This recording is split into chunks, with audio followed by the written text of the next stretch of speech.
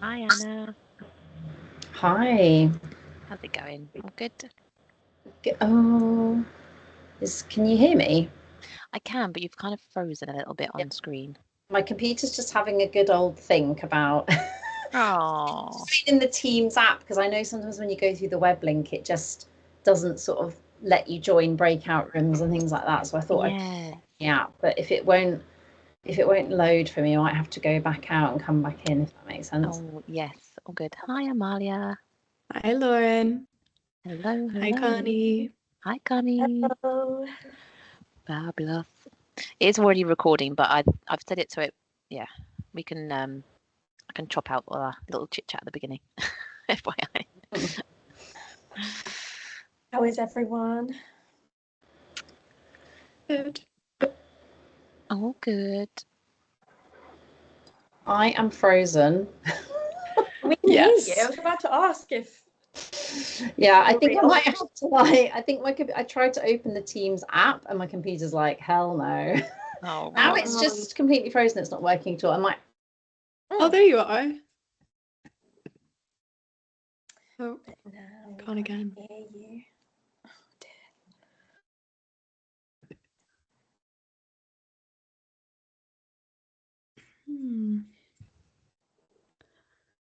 So, Connie, have numbers improved because this has moved online? I think so. I got quite a handful of emails being like, "Is it online?" Like, Yeah. yes. Did you not get the email I sent? Right? Yes. So I I sort of updated the calendar invite again this morning. So hopefully, because I think some people have shared it amongst their teams, so I don't actually know who's got the link, so they maybe didn't get the email. Great. Can I just quickly share my screen to show you on the Canva how I made the second page so you can click between the two later? Yeah, okay, great. So if you go to the Canva, you'll see pages. So all you have to do is click on that. And so when you're in the first question, that will still be there. But then all you have to do is click to the second page. And I've set up a sticky. And what I think we should do is just have each breakout room pick a color and then have them fill out the sticky under each question. Okay. Where's the pages bit? I can't see the pages bit. Oh, it's going to go down to the bottom? Yeah, it's right here. So close to where the Zoom function is. Zoom pages. I can see it. Fabulous. Thank you. Okay. Just wanted to make sure that all of you knew where that was for later. In that case, when we do the second breakout session, we might need to allocate colours to room, which, Lauren, if you don't mind doing it, might just be a case of in one group's broadcast being like blue. Pick blue. You're red. blue. Yeah. Yep. I'll do it as in 1, 2, 3, 4, 5. And then so yeah, pink, purple, blue, yellow, green. Lovely. Yeah? Yeah. Is that the plan? Yes. Lovely.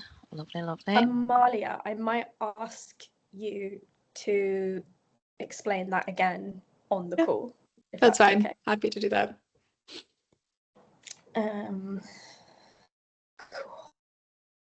Do you want me to let people in and we'll start with the welcome slide and the sound and the music as well?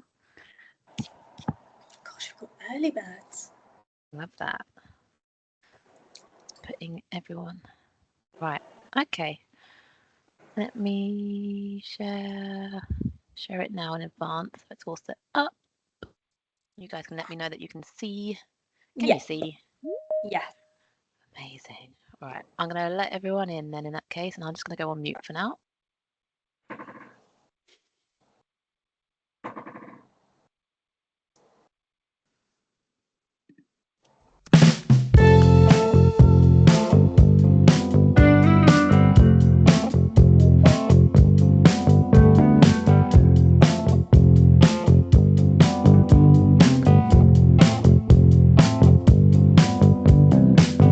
Now here you go again to say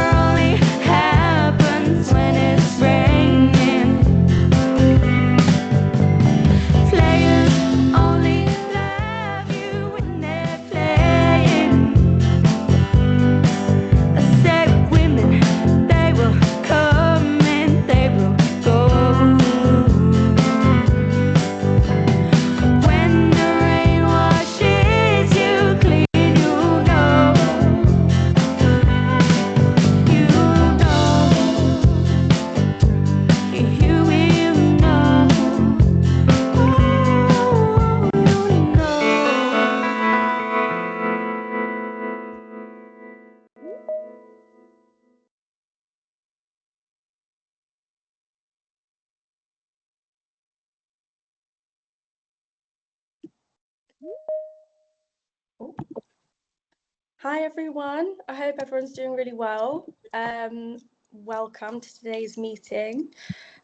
This is the first of hopefully an ongoing series of meetings convening local authority personnel and ICB personnel across North East London, along with strategic stakeholders to discuss creative health in our region.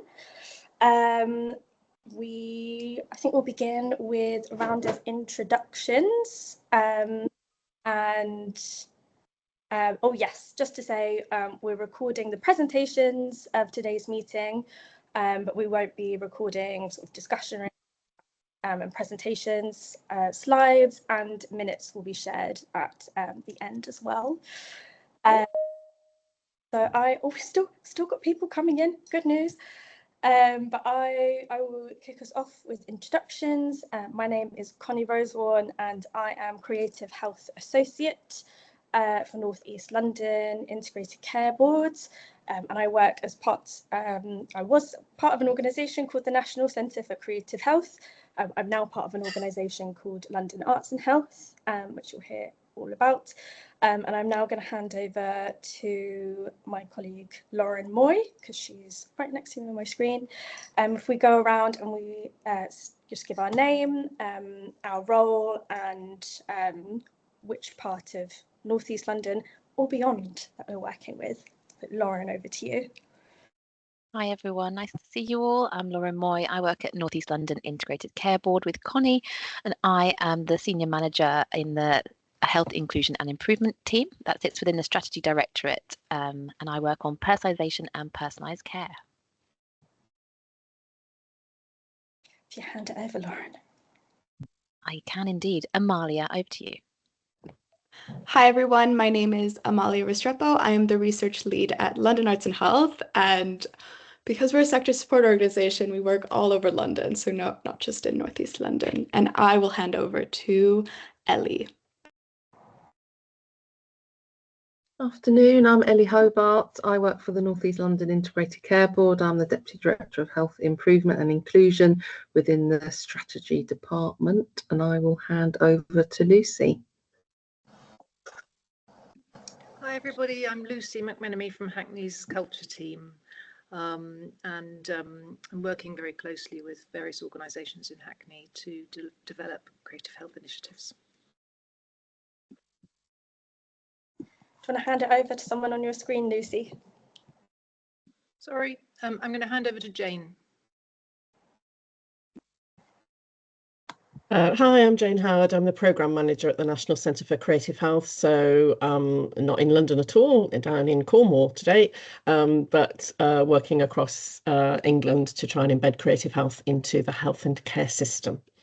And I'll hand over to Richard. Hi, Richard Ings. I'm the area lead for Creative Health and Justice at Arts Council England. So I work across London and in partnership with our national team at the Arts Council.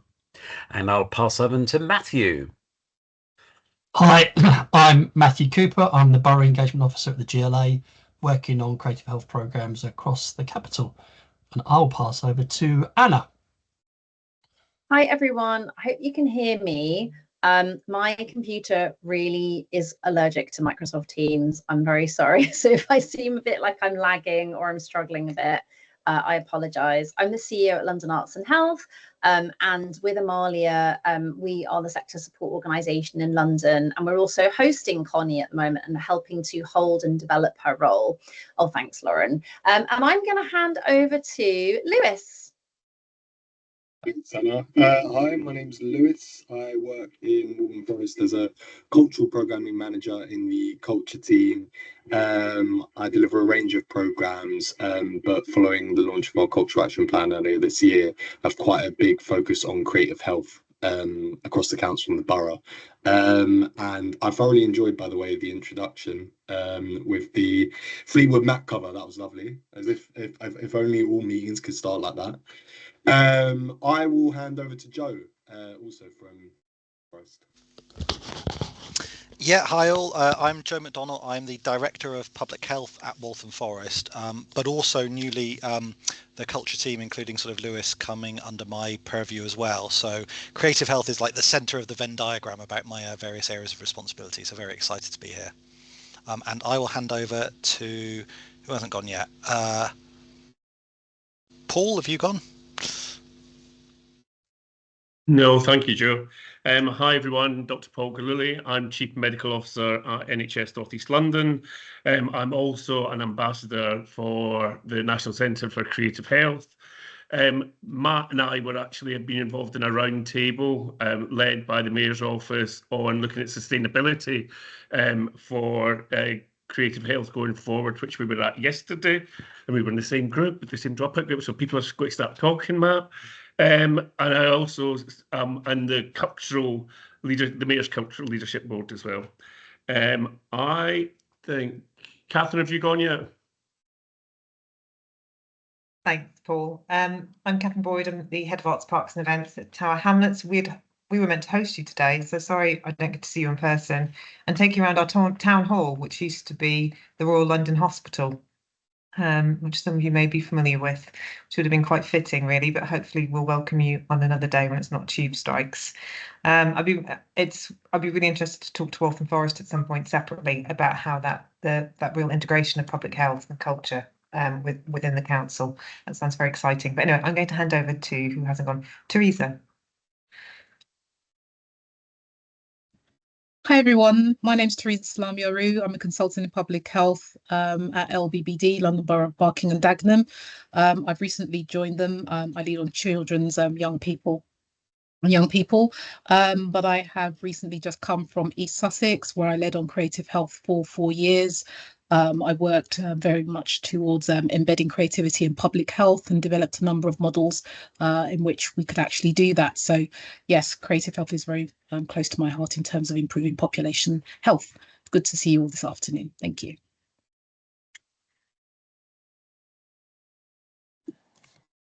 Would you like to pass over to someone, Teresa? Right, is that the task? I was a bit late. Jane. Jane Howard. I've already been because you were a little bit late coming in. What about? Sorry, Teresa. Would Rachel, Cynthia. would you like to go next? Oh, right, okay. I thought you was going to say me, Teresa. So we both work for Barking and Dagenham. I also joined in July. I'm a programme manager for the Health Inequalities programme, and I'm very, at the moment, supporting Primary Care Network Health Inequality Leads with their work. And one of our PCNs is very interested in looking at art therapy for looked after children. So I thought this seemed like a good opportunity to come here and find out a bit more. It's not something I'm that familiar with, other than many, many years ago. I remember somebody saying they were using this approach in drama, and I remember being a bit like, oh, that's interesting and very unusual. That's probably 2007, something like that. So yeah, that's me. Oh, introduce, right, who can see? Cynthia, have you been? No, I haven't. Thanks, Rachel. Cool. My name is Cynthia Griffin and I'm Head of Culture and Heritage at Barking and Dagenham. We've got a relatively new culture and heritage strategy that will see us through to 2030. Just really interested in the wider work around creative health, and we're developing or have in the process of developing a pilot project with our colleagues in public health looking at perinatal mental health. So yeah, really interested in gathering learning around that. I'm pleased to be here this afternoon. Thank you. I think, has everyone been now? Is this, or do I need to hand over? Oh, sorry, Thai, I thought of you earlier to hand over to you. Sorry. Yeah, please do introduce yourself. Hi, I'm Mutahan. I'm Assistant Director of Public Health from London Borough of Havering, and I lead on adults public health. And we are this year trying to engage with young people around substance misuse. I would like to hear what opportunities are there in terms of creative health, and also learn how this could be applied in many other areas of public health. And unfortunately today I will have to leave early and will not be able to join the breakout sections. And thank you. Apology in advance. No problem at all. That's absolutely fine. And really lovely to meet you. Welcome to those of you who have not been to a creative health meeting before. It's really great to have you, and welcome back to everyone else. So if we go back to, we've got our agenda. So today's meeting is co-hosted by London Arts and Health and NHS North East London ICB. And we will be spending a couple of hours really thinking about how NHS North East London can work with all of you in the different boroughs across North East London, as well as our sort of strategic stakeholders, such as London Arts and Health, the National Centre for Creative Health and the GLA, to think about how we can really sort of celebrate place-based working and further the creative health programme across our region, and also reflect on the creative health associate role and how this role can be helpful in making that happen. So we've just done our introductions. I'm going to walk you through what the creative health associate role has done, or what I've been doing so far, and what our plans are for the next 6 months. And then we will have some strategic updates from Jane Howard from the National Centre for Creative Health. We'll hear from Matthew at the GLA about the creative health work that's been happening in South East London. We'll then hear from Anna Wolf and Amalia Restrepo from London Arts and Health about the Lewisham Creative Health Impact Framework.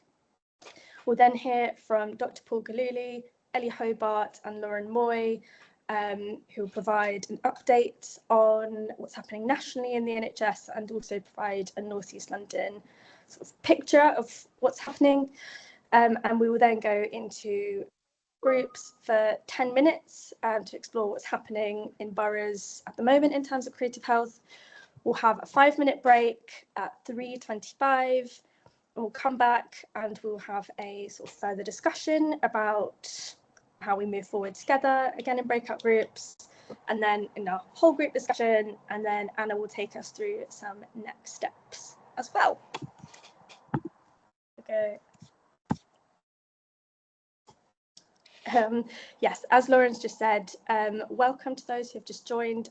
Please do introduce yourselves in the chat so we know who's here. So this is just a short overview of the Creative Health Associate role. I came into this work in September 2023, so 2 years ago now, and it was part of an 18-month-long project that was led by the National Centre for Creative Health and funded by Arts Council England. There was 7 of us in these roles, 1 in each NHS England region, each hosted by an ICB, and I was very lucky to land in North East London, where I've been sitting within the Health Inequalities team and being part of sort of weekly team meetings, discussion and strategy development. And the purpose of these roles was to really improve cross-sector understanding of creative health, and that's why we're here today as well. It's to integrate creative health into the ICB's system priorities and the wider system priorities, to enhance the role of creative health in social prescribing and increase creative health activities and approaches across the ICB and ICS. And what that's really looked like throughout this time has, I think, really been sort of taking in what's happening at the ICB, coming to grips with what the ICB is as it evolves as an organisation, and kind of mapping the key health priorities in North East London against activity that's already happening across the different boroughs in the region, and sort of going out, meeting creative health organisations and practitioners and kind of activists, delivering work locally and sort of mapping out where that work aligns with the kind of key objectives of the ICB. And that's looked like children and young people's mental health, for example, being addressed through dance workshops at East London Dance in Newham, with young people receiving referrals through the borough's integrated front door initiative, or the Urban Voices project led by Space Studios in Ilford, which provided creative opportunities for young people in pupil referral units to explore their thoughts and feelings through art, whilst also developing technical and social skills and finding their public voice within the community. It's also been a lot of thinking around mental health and inclusion groups, receiving support through drama and creative writing workshops led by Cardboard Citizens in Hackney, who work with people directly experiencing homelessness, or organisations such as Stories and Supper in Waltham Forest, engaging people seeking asylum and local residents through sharing a meal and storytelling. In terms of people with long-term conditions, reviewing activities such as Singing for the Brain in Havering to support local people living with dementia. And it's also involved thinking about support for local people in developing employment skills, with one example being Oitijo Collective's work with Bengali women in Tower Hamlets who can explore working opportunities in fashion and textiles or catering. And these are all really supported by really amazing networks that are developing across the boroughs. I know Lucy may be able to talk a bit about the Creative Health Network in Hoxton, which has been really leading the way in terms of this kind of creative health hub or alliance model.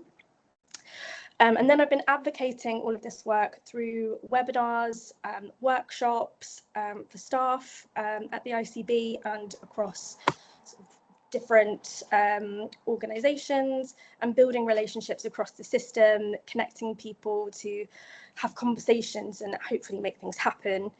And one of these things that happened is a partnership between the ICB and Cardboard Citizens Theatre Company, who were brought in thanks to funding from the Bearing Foundation to co-design part of the North East London homeless health strategy last year, so that there was lived experience within the strategy, but also that co-design was kind of the power was handed over from our health colleagues to a creative facilitator who could really create equity within the room through creative practice. Working with Lauren, we've been developing a programme called Enhanced Workforce Development Programme, which has been piloting integrated neighbourhood teams using creative health approaches. As part of that, I delivered a training session for local partners who were then asked to apply for funding to develop sort of pilots in an integrated neighbourhood project. And one of the criteria for that application was to work with local creative health partners and be thinking about what creative health activities could be delivered. And that's ranged from kind of gardening to making small films with local people, and dance workshops as well. And this all culminated in March earlier this year, and we sort of ended the programme with a large-scale event called Creative Health in North East London Symposium, where we brought together about 120 stakeholders across North East London, and some of you were there yourselves. We had about 20 presentations and roundtable discussions from organisations delivering this work across the boroughs, and we all sort of worked together to really think about like what are the key principles for collaboration and taking this work forward. It's received a lot of enthusiasm, and this is the kind of next step from that work. So if we go to the next slide. So thanks to funding from the Health Equity Academy at the ICB, I'm now continuing in this work for a kind of 6-month period with London Arts and Health to sort of keep the momentum in this programme going. And the next 6 months are really going to be focused on raising the profile of creative health, developing further training, and bringing local authorities across North East London together to build capacity for the sector. That's what we're here doing today. And promoting and embedding creative health in integrated neighbourhood teams, social prescribing and strategy development, and within the work plan, we have selected 3 kind of creative health priorities for the next few months, which are embedding the new creative health strategy at St George's Health and Wellbeing Hub in Havering, focusing on children and young people's mental health. So I've been doing some work with Spotlight Youth Centre in Poplar, who have just received large-scale funding for creative health pilots for young people, and a big co-production project with young people around creative health in Tower Hamlets, and also continuing that work around homelessness. We've been having further conversations with Cardboard Citizens around, you know, what role they could play in embedding the homeless health strategy, and sort of developing training for staff working in North East London around homelessness as well. So that's where we're at the moment with creative health, and I will now hand over to Jane Howard to just talk about the national picture for creative health.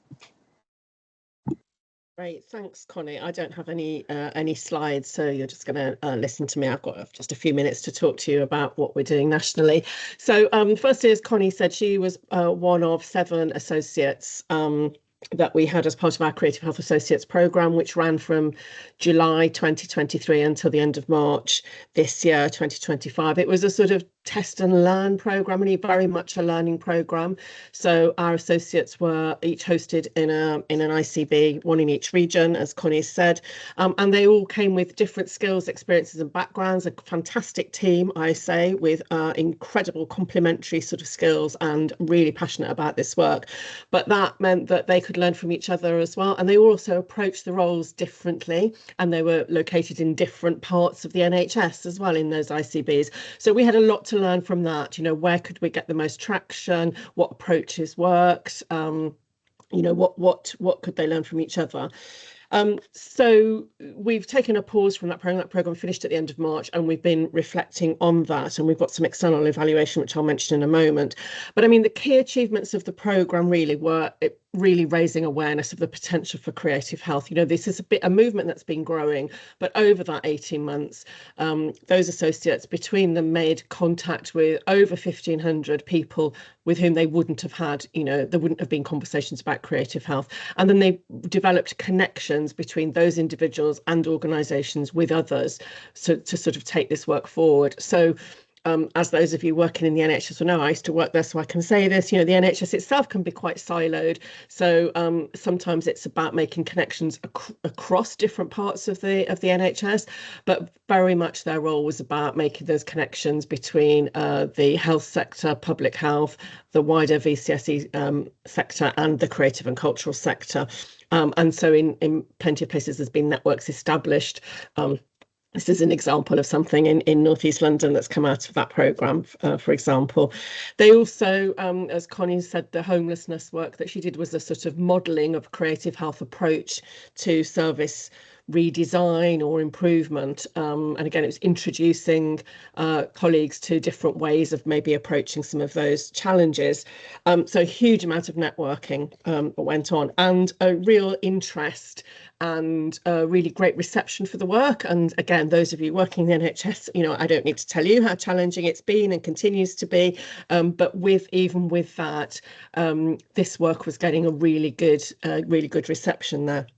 We carried out, or we commissioned an external evaluation from Beth Crossland and Gemma Buckland, and they took a systems thinking approach to the evaluation. I'm not going to go into that in detail because it's quite complex, but it is really interesting, and we can put a link to the various reports that can come out to you after, so you can have a look at that.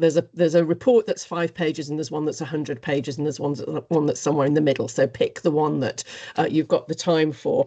But basically that systems thinking approach, it was really appropriate for a complex system like the health service, and it was really looking at what are the different ways in which a role like this, these sort of bridging roles, these connecting roles, what are the things that they can do in a system that is transforming. So it's recognising that, as I say, it's a complex system change isn't linear and sort of one directional. There's lots of things going on. all at the same time. And it was really good at identifying where these creative health associate roles could be most valuable in that systems transformation. So we've learned a lot from that, and we're really interested in that way of thinking about these sorts of roles in the future, in these complex systems. What next, really? So we've taken a pause, we're reflecting on that. We are currently developing plans for the next phase, which, if we get the funding confirmed, which we are anticipating that we will do, but there's a little bit of delay around it, that will fund or help to fund, it will contribute towards the funding for more roles in more systems. We're looking to really ramp up this. So we had these 7 roles, they were able to make quite an impact. We're looking with this expanded programme to having something like 30 roles across England over a period of 3 or 4 years to really take this work forward. I think, it's a time when there's huge change still in the system, and we recognise that that's likely to be ongoing. So it's, how do these roles sit within that context of that changing system? I'm sure Paul will talk more about the changes in the NHS and what that means. But there's some real opportunities, I think, in those changes, and particularly it's great to have some Barking and Dagenham people here, because yesterday I think we had the public announcement about the 43 areas for the first phase of implementation of the neighbourhood teams, and Barking and Dagenham is one of those. And we certainly see creative health as a real opportunity, or the neighbourhood teams as a real opportunity to link creative health into that development work. And we'll be looking to see how we can do that in a number of places across England. But Barking and Dagenham is your place in North East London, where there's a real chance to sort of build in creative health into that. And I think these roles, they bring additional capacity, and they bring additional focused capacity and specialist skills and expertise, but that sort of connectivity is really important, that connecting up across the sectors. So we're committed to continuing to support any developments that are around trying to embed this work more effectively in the health and care system. Really good to see this sort of network up and running, and we'll continue to support it in whatever way we can, and we'll bring opportunities to you as and when we get the funding confirmed. Is that all you wanted from me, Connie? Is that okay? That will do as a start for 10, Jane. Thank you so much. And obviously keeping fingers crossed for funding going forward. We will now go to Matthew Cooper from the GLA, who will be talking about this work from a kind of pan-London perspective, and also reflecting on the work taking place in South East London. Hi, hello everybody. It's good to see you all again. I think the first place to start is that GLA has this ambition to make London a creative health city, and this programme is part of it. Our aim is to have 5 embedded roles or associate roles across the capital, with hopefully 4 up and running from 26-27 in southeast, southwest, north central, and supporting the role, Connie's role, hopefully in North East London. Now, obviously, this can't happen without brilliant partners. So that's that's the integrated care systems, London Arts and Health, NCCH, and most importantly, the boroughs as well. If we could move on to the next slide, that'd be great. And actually, in fact, we can move on beyond that as well to the slide beyond. Just to say that what we found from doing this work in South East London, and we started this programme in 2023. We employed someone called Flora Faith Kelly, who's been working across the South East London area. And the structure of it was that we had support from the ICS, financial support from the ICS, and from the local boroughs, which gave us a pool of money to employ someone on a full-time basis and have a bit of a programme budget. So what we found is that this role has helped to build referral pathways. So this is about making sure that people on the ground can see a path into creative health activities. It's built relationships with health colleagues within the health services. So initially within the ICS, and now as we transform into to a broader health systems, we'll be integrating into that, educating those health systems on the impact of funding creative health, collecting and showcasing evidence, and then having these sort of like sector advocates who can talk about creative health. So these are some of the things. I mean, there's many more that we've got here, and I think one of the most important ones is also about how it brings in further resources into creative health. So by doing these sort of programs of work and talking about creative health, and my colleagues here in the boroughs will know that I've been banging on about this for ages. We now know that it's in council's cultural strategies. So creative health is now in strategies. So it's something that it's said that it's going to be delivered, which is fantastic. And obviously within the GLA, there are large programs of work that we deliver where creative health is now one of the areas that we expect to be delivered. So for example, for our London Borough of Culture programme, Croydon delivered some wonderful creative health programme. Wandsworth, the current London Borough of Culture, are delivering creative health programmes, and Haringey in 2027 are already talking about having an extensive creative health programme. So this is now getting talked about, which is really important. Now, the way that we model our programme, and this is really important as well, is that it's all co-produced. So we work with the boroughs to make sure that what we're delivering isn't something that is imposed, it's something that is worked on collaboratively. And that is really important. Now, in terms of funding models, if we go on to the next slide, gosh, it's getting more and more fun by the second, isn't it? I've kind of like identified the kind of like different funding models that we are using. So we work on a sort of like a best case scenario, which is that we want to produce a program that allows for a full-time role and a project budget. That is what we want to do. So that what we've tried to do is have an equal contribution. So this is where so it started off with the ICS putting some funds in and the boroughs contributing an equal amount, and that gives us our pot of money. However, what we realised is that some boroughs aren't able to put that funding in, and we have to work harder, I think, on that and in telling the story and communicating why it is so important to put this in. Because if everyone bit, and we're not talking huge amounts of money here, then you can get this amazing program of work that may in North East London. So the other thing is these flexible contributions that the boroughs put in, and the IC and the boroughs contribute different amounts, and some might not. So we have to have a sort of like a sliding scale of delivery when it comes to that, which relates to financial contributions. And now I think we're going to be moving on to probably in other areas of the capital, more of a mixed contribution. So this is where you have funding from the boroughs, hopefully from the ICSs, but also from external partners, other external partners as well, which could be sort of the hospital trusts as we move into this sort of integrator model. So it could be about talking to them. So we're looking at different funding models as well as this new, health service delivery comes into play. Yep. And I mean, obviously it's great for us to be working with the NCCH, and I think that's really important. So that's been a fantastic thing, and that our program very much aligns in with the NCCH. It's about us delivering on each other's ambitions.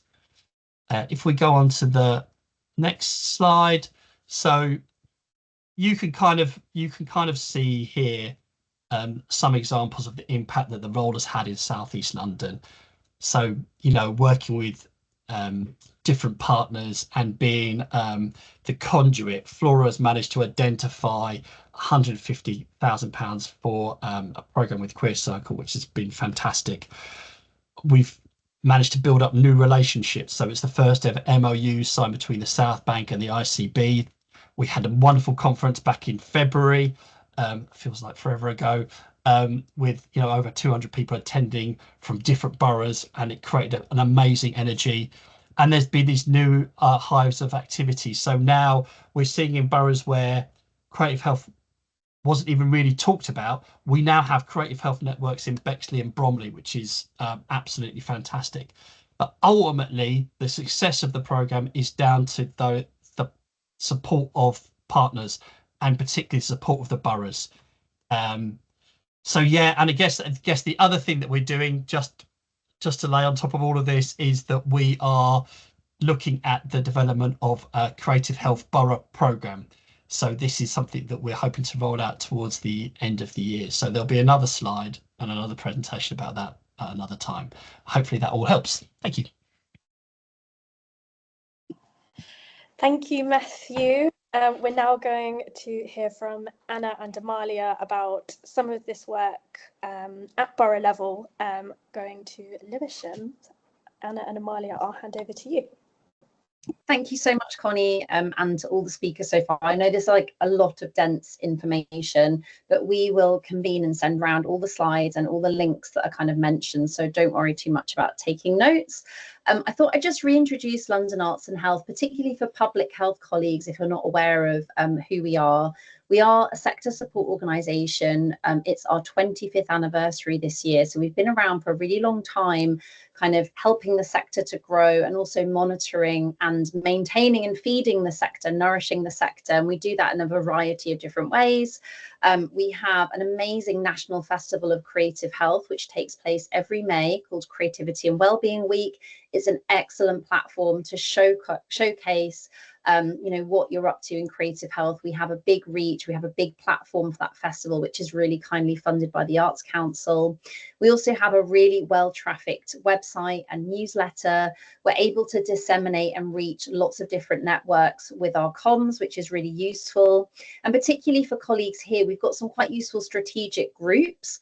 So we run a group called Advocates for Representation in Creative Health, and that is a group of 10 leaders who are ethnically diverse in the sector, because what we often find is our sector is quite white, it's quite middle class. We're kind of replicating systems that maybe we want to move away from. We want to be much more inclusive as a sector. So this is a group that meets quarterly. You can commission them for creative health kind of scoping and work. And advice, really. They kind of act as a consultancy body, which is really exciting. We also have a group called London Action on Creative Health, which some of you have been to and probably spoken and presented at as well. And that's around 90 colleagues from across the sector and a real range of local authority colleagues, public health, as well as big and small cultural organisations. Our next meeting is actually in November at City Hall, where we've got Professor Daisy Fancourt from the UCL Socio-Behavioural Group and Jane Willis, who wrote the Creative Health Impact Framework and the Creative Health Quality Framework, talking about research and evaluation. So it's a really useful free strategic group that any of you are welcome to join. And again, just get in touch via Connie, myself or Amalia if that's of use and interest, to receive the comms from that group and also attend the meetings. We also have a really useful mapping tool. So we've spent quite a lot of time thinking about how we surface the sector. How do we ensure that particularly our health commissioning colleagues understand like what is at a borough level? And we do that through the supporting of kind of incubating creative health alliances. For example, we've done quite a lot of work with North East London in places like Havering and Newham, and supporting the Hoxton group. And that's written into our funding plans. We are here to really support the sector in that way. But we have quite a lot of data points in the map. And that's, again, quite a useful tool, again, if you're looking for organisations or groups or practitioners to work with. I'm going to hand over to Amalia very briefly. We've got about 5 minutes. And this is to talk about the Creative Health Impact Framework. So also on our website, we have a number of resources, and you can also commission us to work with you, whether that's to train or lead kind of development workshops with teams. The Creative Health Impact Framework, which London Plus published earlier this year with the GLA, really looks at how do we evidence the impact of creative health work, particularly with our health colleagues in mind. How do we storytell? How do we gather data? How do we make that kind of evidence base as robust as possible? And we know often in creative health, particularly with smaller grassroots organisations who are doing incredibly important work, they struggle to meet, I guess, the demands that maybe health colleagues might have around making that data as robust and clear as possible. So Amalia and I are working on this project actually in Southeast London at the moment, but it's a really, it'll be a really interesting piece of evaluation. And Amalia, do you want to tell us a little bit more about this as a kind of demonstrator of some of our work? Yes, I'd love to. So I've sent the link in the chat, and I think that does a really great overview of the project with some case studies so you understand how this looks in practice. But what we're doing in Lewisham is helping to do a demonstrator project of the impact tool. So it's designed to show what embedding creative health looks like in practice within the structures of an integrated care system and understand the impact of creative health when it's delivered as part of Lewisham's health equity approach. So this means looking at how creative activity can support residents who are at greatest risk, how it can work alongside clinical interventions and strengthen the system as a whole. So the health equity teams in Lewisham, the teams that focus on reducing inequalities at every level, are delivering projects with residents at high risk of cardiovascular disease. And instead of relying solely on clinical interventions, they are bringing in arts, culture, and creativity as engagement tools.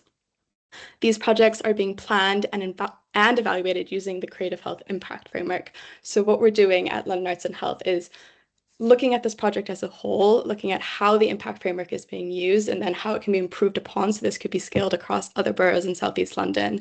And this has been done in very close collaboration with Flora, who is the Southeast London creative health lead, and her role has been really central into getting this work off the ground and to, you know, going between the different partners and saying, hey, this is something that we need to do. We need to integrate for both the health sector and for the cultural sector. And the learnings from this project, I think, will be really interesting to see at a borough level and could possibly be scaled into Northeast London.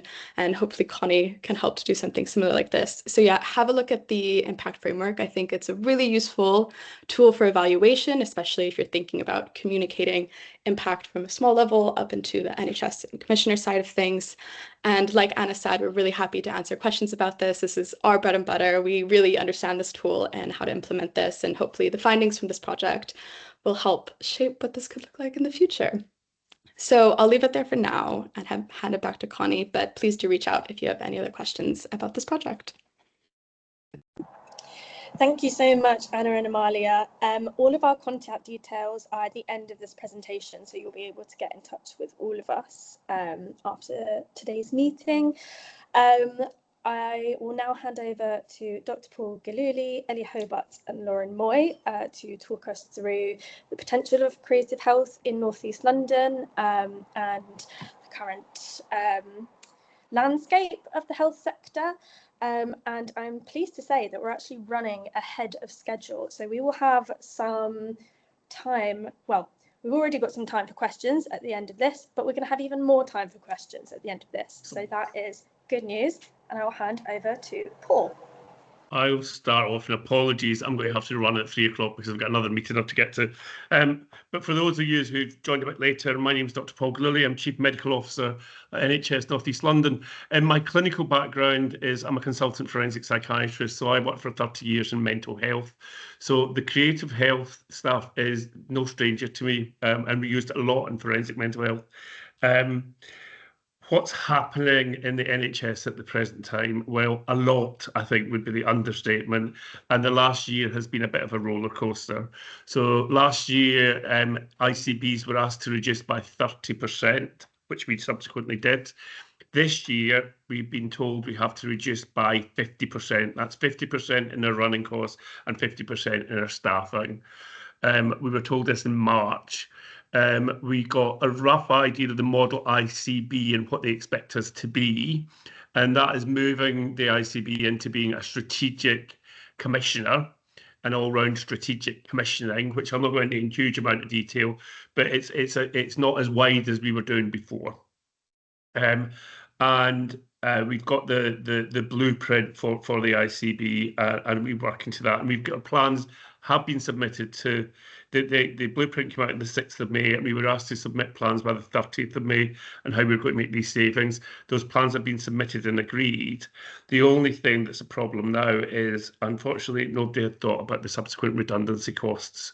So I have to make 450 people redundant, and that comes with a cash sign to it. And how that's going to be supported is still a question mark at the minute. So we although we had hoped to move to a very stressful time, not knowing whether they'll get a job or not, We've been unable to do that because the uncertainty of how the redundancies had to be funded. So that's bad news. So let's start off with the bad news and just get that out the way.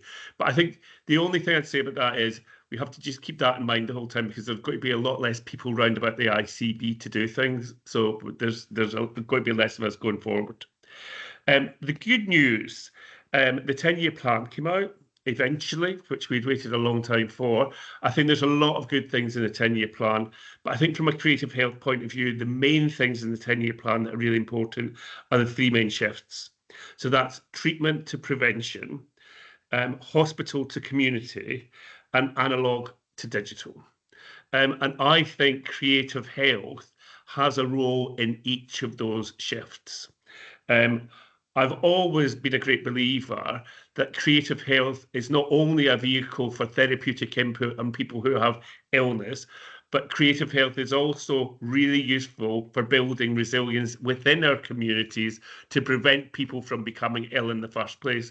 So building that community resilience in itself not only improves mental health, but improves physical health.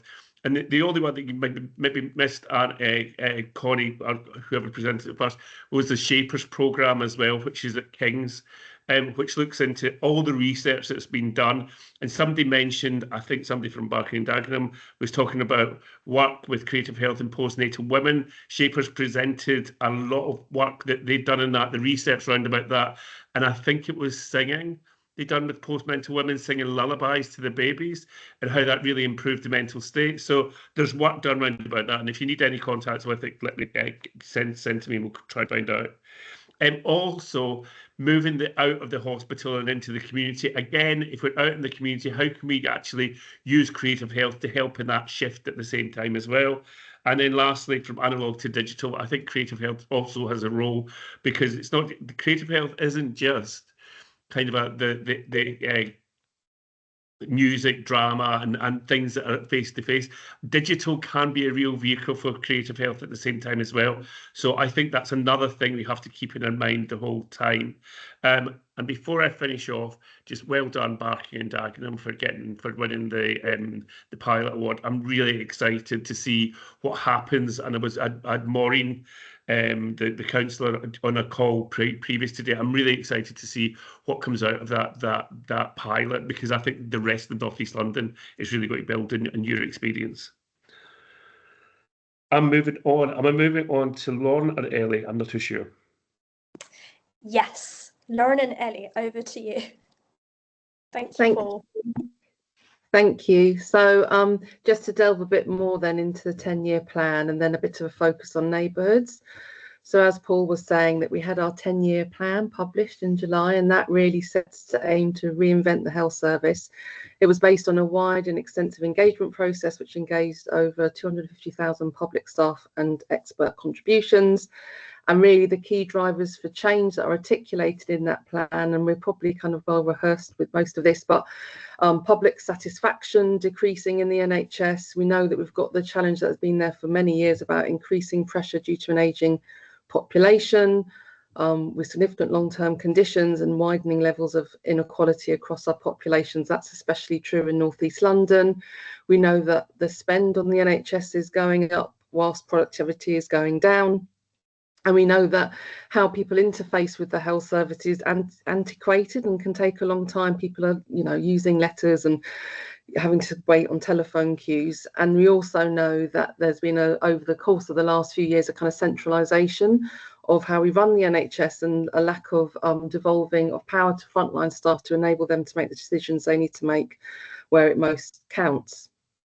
And we know some of the solutions that have been articulated in the 10-year plan are a move towards more patient-controlled and personalised systems of care, and people having access to the healthcare record, transfer, as we just talked about, from hospitals into neighbourhoods. There's a way to kind of reinvigorate general practice and access to general practice and providing care closer to people's homes. Really leveraging the innovation that digital can provide, both in terms of new areas such as AI, but also people being able to look after themselves and access their care records and access health when they need it. And as again, that kind of move towards kind of decentralisation to empower frontline services. And if we kind of move on to the next slide, thanks, Lauren. We've got these are really articulated through the 3 shifts, which Paul kind of alluded to. So we've got the move from hospital to community.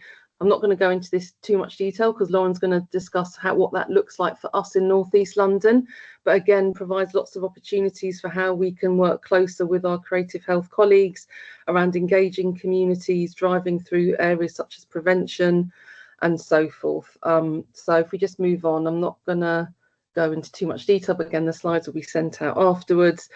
And so the second shift then is the move from analog to digital. So again, kind of really trying to liberate frontline staff with bureaucracy, embracing innovation through things like AI, enabling people to get access to their patient record. And if you move on to the next slide. Oh, yeah. It talks about sickness to prevention. And again, this is a key opportunity, I think, for us around creative health, is how we use creative health and work with people who are doing creative health to support the prevention agenda, especially when we look around health inequalities and certain populations and communities that have less access to services that they need. So again, lots of opportunities through this work stream and what that looks like, and potentially kind of, well, hopefully in effect moving resources out of the hospitals into communities. And again, this poses a real opportunity for us working around the creative health space.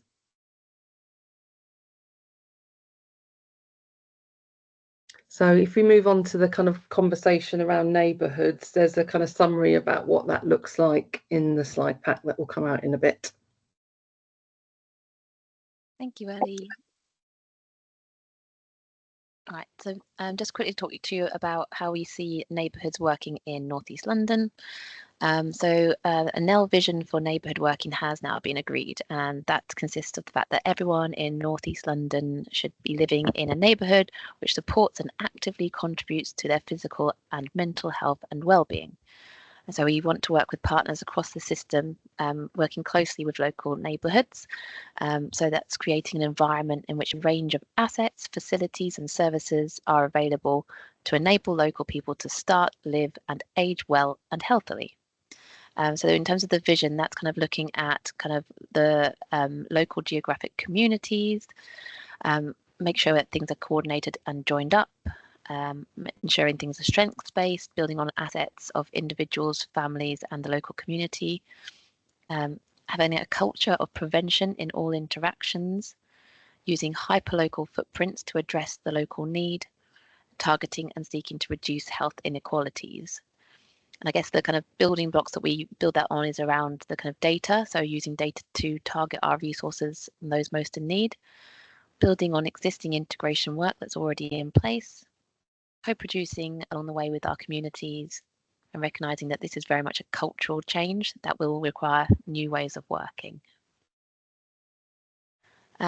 There's basically 4 strategic goals with desired outputs. I won't go into these in too much detail on the call now, but you can read this afterwards. But in terms of the 4 main goals, it's working with and for local communities, working in a proactive and preventative way to address the rising need, delivering integrated and accessible care, and supporting service sustainability. And just a bit of a summary now across the neighbourhoods in North East London. So most places have now agreed their neighbourhood boundaries. And as you can see across all the 7 places, we've got various number of neighbourhoods within each. So it depends really on the size of the populations within those particular areas. But we've got kind of 4 in Redbridge, 3 in Waltham Forest, 8 in City and Hackney, another 4 in Tower Hamlets. We've got 4 in Newham. And in Barking Dagenham, there's going to be another 4.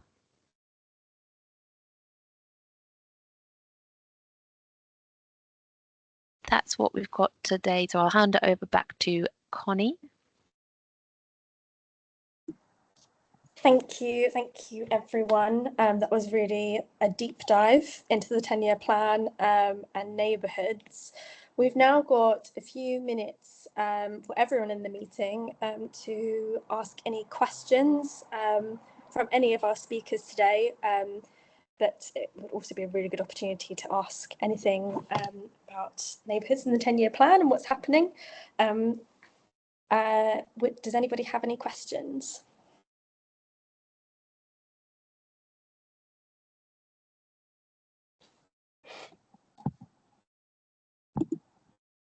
Joe. Yeah, hi. Also, sorry to get a bit prosaic, but I guess one of the things I'm interested in is so many sort of fantastic sounding interventions, sort of exciting work.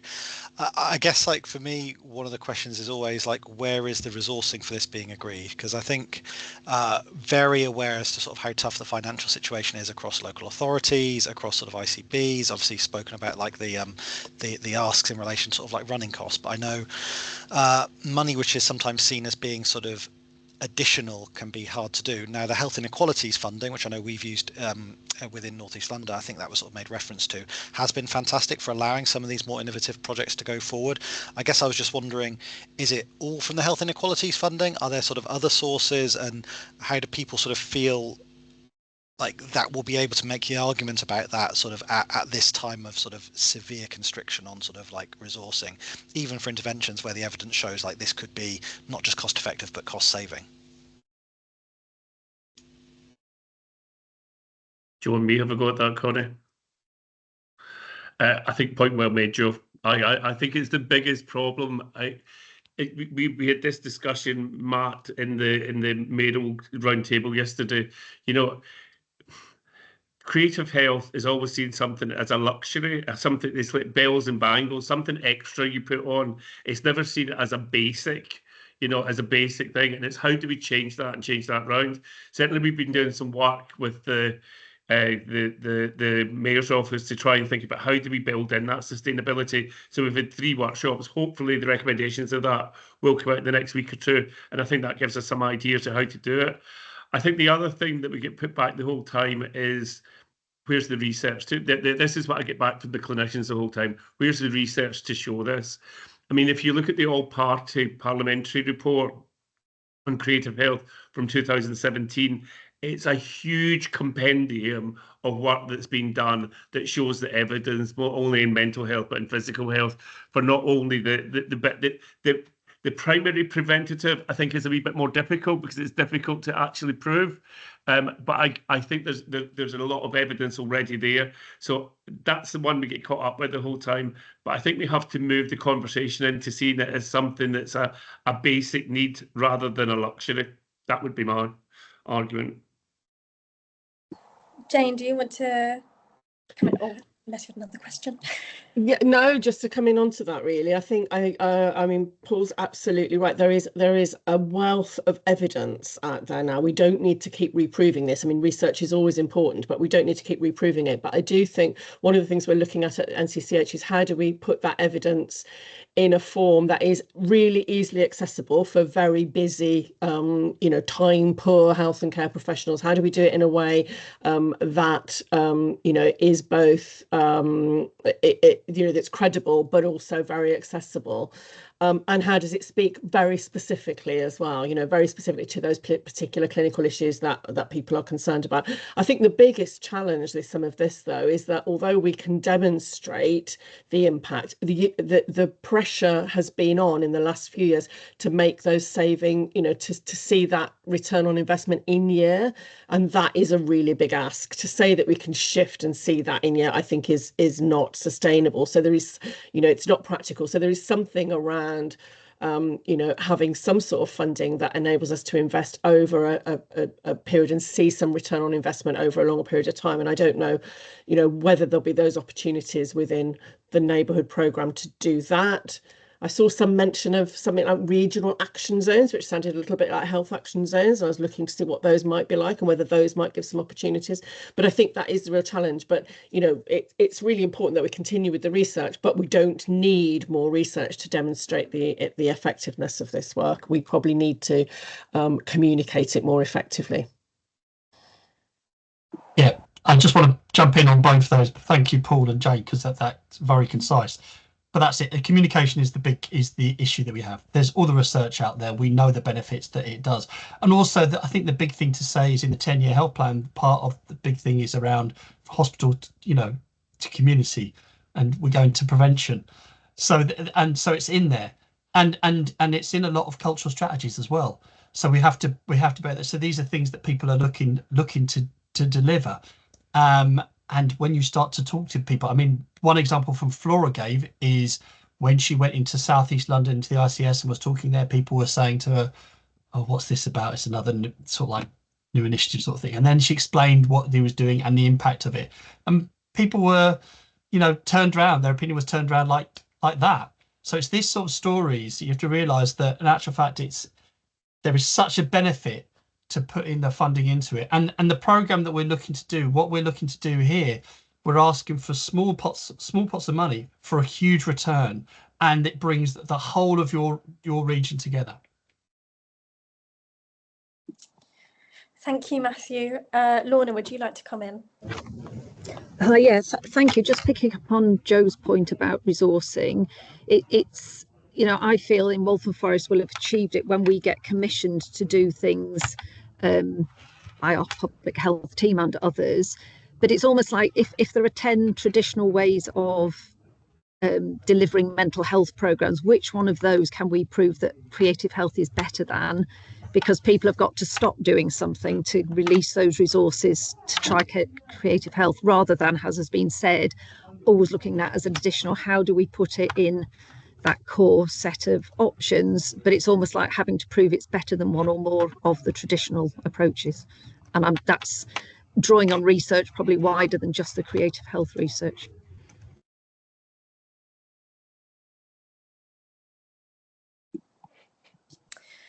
Interesting point. Thank you, Lorna. Would anyone like to come in with a response?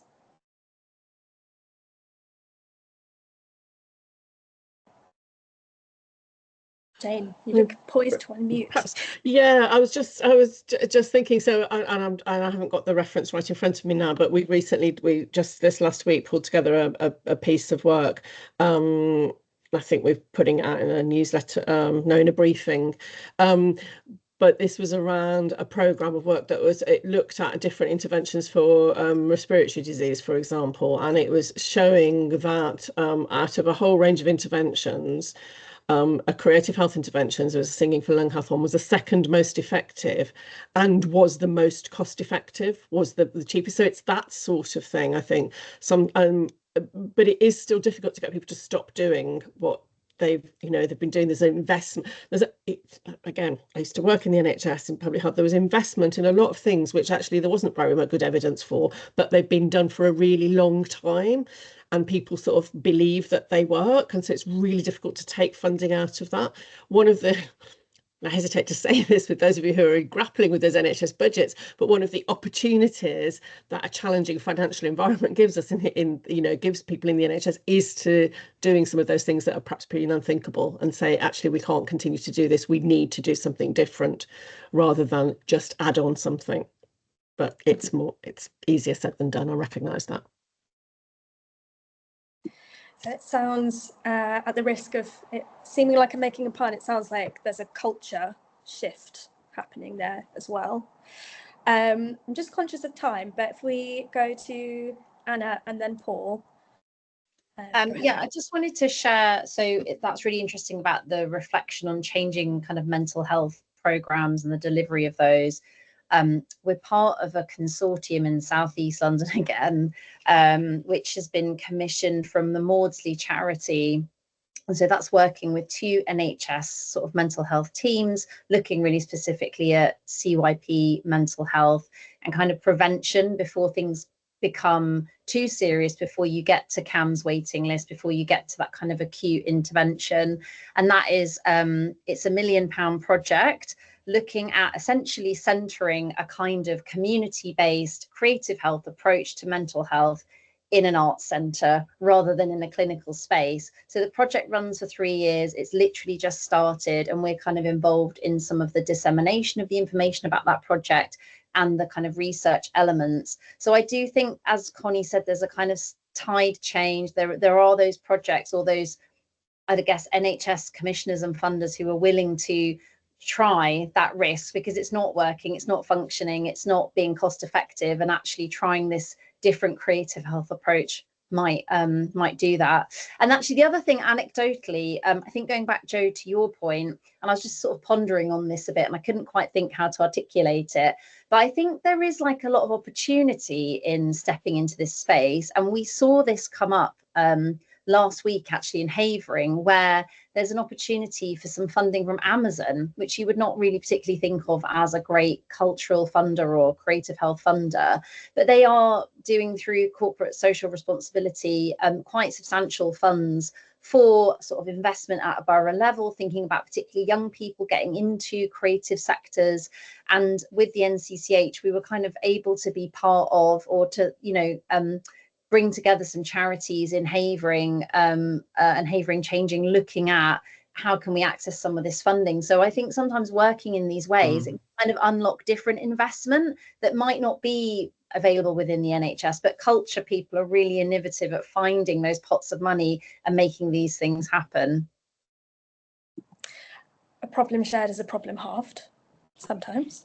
Paul, over to you. So just a final note, and the thing is as well is to look at where is it already working.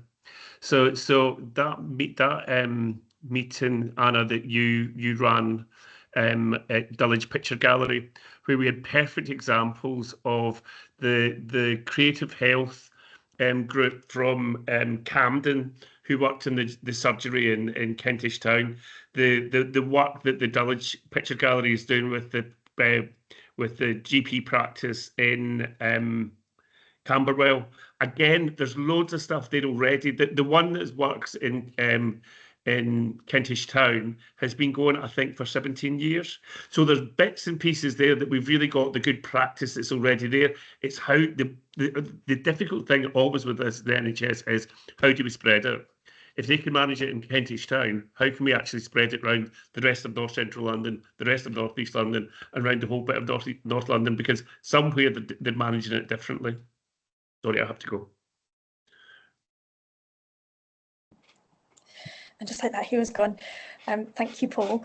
I am going to suggest that we, unless anyone has any final burning questions, mic drop. Yes. I'm conscious we've been talking for over an hour.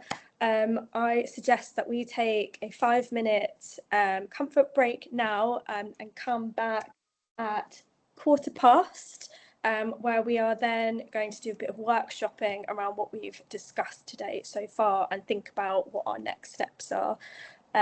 So feel free to turn your cameras off, your mics off, and we will reconvene at I'll say 16 minutes past 3. That's a proper 5 minutes, 16 minutes past 3.